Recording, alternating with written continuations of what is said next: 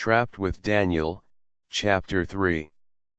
Chapter 3. Let's get hammered tonight. Daniel I saw Jane Shao's back with his sharp eyes, thinking how dare she challenged him.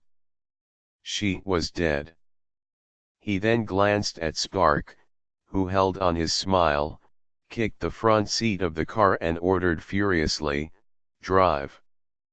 Back at the villa, her first thing was to call her great-grandma. "Great-grandma, I am graduated." "I am back," said Janet, now feeling refreshed. On the other side of the line, she heard her great-granddaughter's voice, and Melody Han smiled from ear to ear, revealing even her last few teeth. "Come here. I miss you." "Okay, great-grandma, I will." Janet threw her luggage into the living room and, without saying a word, she took out the presents she had brought, picked up a car key, and entered the garage. But before leaving, she cast a glance at the second floor and pouted at the thought of her parents. They hung out and seldom stayed at home. It seemed that they cared little about her. In the old house, Viola Yang was retired and was playing with her 2-year-old grandson, John Shao. Beside her was Vincent Shao, who was now comforting the excited Melody. "Our Jane is the cutest ever. Her heart is filled with so much filial piety. But I haven't seen her for over half a year. Oh, I miss her so much." Melody Han was over 100 years old now and her health wasn't so good anymore. Mother, Jane is on her way now. Don't be so excited, and watch out for your blood pressure." Since last year, Melody's blood pressure had become higher and higher, and the whole family was now taking care of her and her condition and accompanied her at all times. 10 minutes later, the doorbell rang. Viola Yang handed over her grandson to Vincent Shao, and quickly ran to open the door. "Great-grandma, grandma, grandpa." Jane's pleasant voice rose in the doorway. Holding her walking cane, Melody started walking fast and then stood in the doorway of the living room. "Oh, my granddaughter, I've missed you so much." Viola and Jane hugged each other. "Jane, my sweet great-granddaughter." Melody threw her walking cane and headed towards Janet to greet her. Janet passed the presents she had brought to Viola and ran to Melody and hugged her. "Great-grandma, don't hasten. I am here now." "Jane, let me see you." "Oh, you're even taller and more beautiful now, just like your mother." "How beautiful you are." Melody stroked Jane's hair and looked with loving eyes at her great-granddaughter, who had grown up so fast. "Great-grandma, I'm not as pretty as my mom. If I were, Dad would ignore Mom completely. Look at this poor little guy. He must have been abandoned again." She pointed at her little brother who was in Vincent's arms.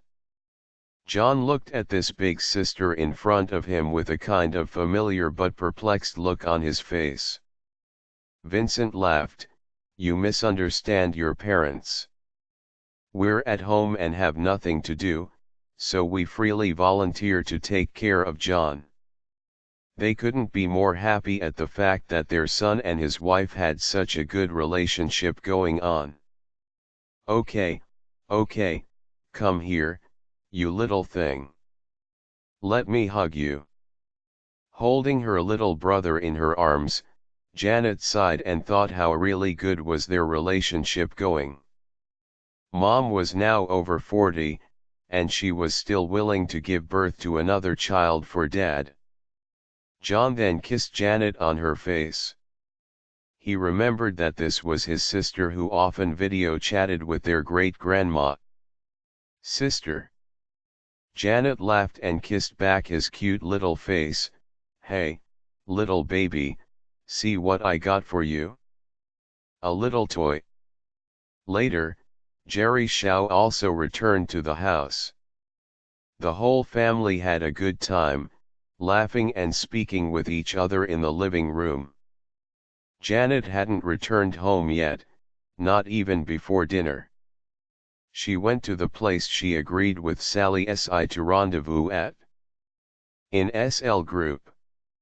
Since Daniel Si now took over the business of the group, he rebuilt the group building, which seemed to be more splendid and magnificent than before.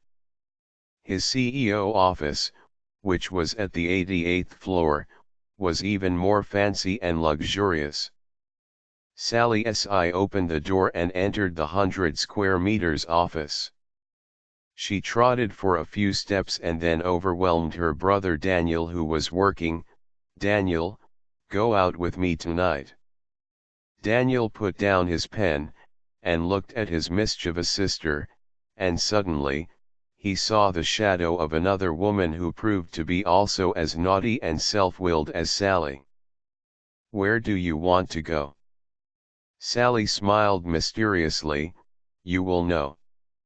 She had to accomplish a mission for her mother, and there was be a nice treat in store for her if she accomplished her mission, and of course Sally worked really hard to pursue her goal to the end.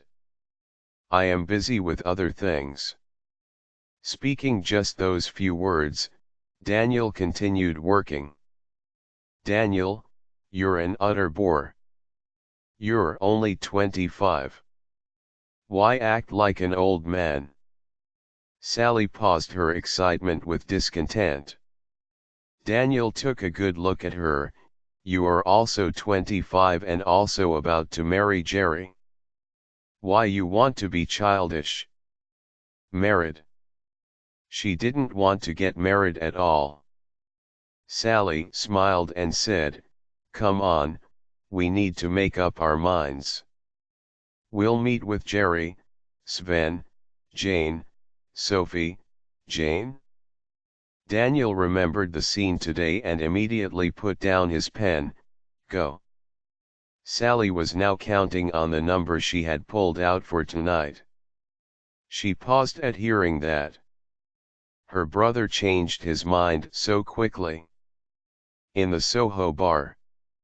In private room 666, Sven Si was opening beers, red wine and liquor. Janet held Sophie Beau's arms and pressed her head on her shoulder. "Sophie, I've missed you so much." Sophie Beau picked up 2 cups of liquor lying on the table, and put one of them in Janet's hand. "Come on, let's get hammered tonight." "Okay." After she immediately agreed, the door was pushed open. Daniel Si and Sally Si entered. Jane gave Daniel a cold stare while the rest of them greeted one another. After singing and dancing happily, Jane looked at Sally and said, "Sally, we are about to cheers. Will you join us?" She held a cup of 50-gram liquor and swirled it in front of Sally. Jerry took away his sister's liquor. "Okay, you girls stop doing that. You 3 should just drink some red wine or a couple of beers." Just when Jane was about to agree, Sally took back the cup from Jerry and patted on his shoulder. "Don't get involved in our woman affairs." "Sally." Daniel's harsh voice rang in the room. Hearing her brother's harsh tone, Sally knew that he was angry and the whole party was now compromised. Just when she had put aside the cup, Jane picked up the liquor bottle and said, "Daniel, you guys drink yours, and we drink ours. We shall not interrupt each other." Despite Jerry's helpless stares, the 3 women clinked their glasses full of liquor in front of them. Sally was just about to take a sip out of her cup when Daniel took it away from her mouth. Jane had already taken a sip of it when her eyes flushed red immediately and her throat started burning. Whoops, I haven't drank in such a long time. Now I can't handle not even one sip of it. She wanted to see Sophie's reaction, but just found her holding a cup and staring at Sally. Jane then found out that Sally's cup was taken away by Daniel. Humph. Mr. CEO, you are such a bummer. After rebuking Daniel in a weird tone of voice, she took Sophie's cup and said, "You shouldn't drink because you are only 18. To view hidden contents, please check them out on our app.